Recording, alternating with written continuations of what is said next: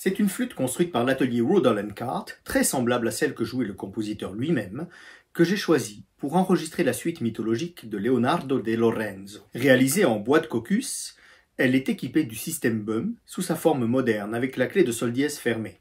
Le corps et le pied sont d'un seul tenant et on peut remarquer la plaque d'embouchure concave. La qualité de facture est tout à fait exceptionnelle. Les ateliers Rudall & Cart eurent une position dominante dans la facture de la flûte anglaise durant plus d'un siècle. L'histoire de ces noms prestigieux remonte à 1822 lorsque George Rudall annonça dans la presse son association avec John Mitchell Rose et l'établissement de la firme Rudall & Rose.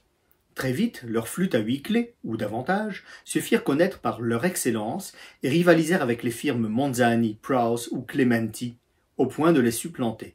Richard Cart, un élève de George Rudall, les persuada très tôt de s'intéresser aux travaux de Theobald Bum, et Rudall & Rose produisit donc les premières copies de flûtes Bum en Angleterre dès les années 1840.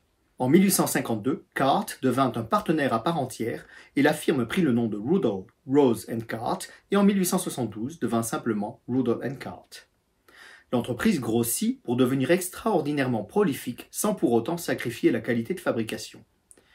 Aux côtés des flûtes système simple et des flûtes Bum, coniques ou cylindriques, elle fabriqua aussi de nombreuses flûtes avec des mécanismes alternatifs, comme les systèmes Cart, Clinton ou Radcliffe.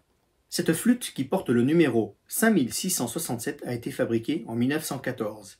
Elle m'a été très gentiment prêtée par le collectionneur Ulrich Halder, malheureusement disparu peu après cet enregistrement.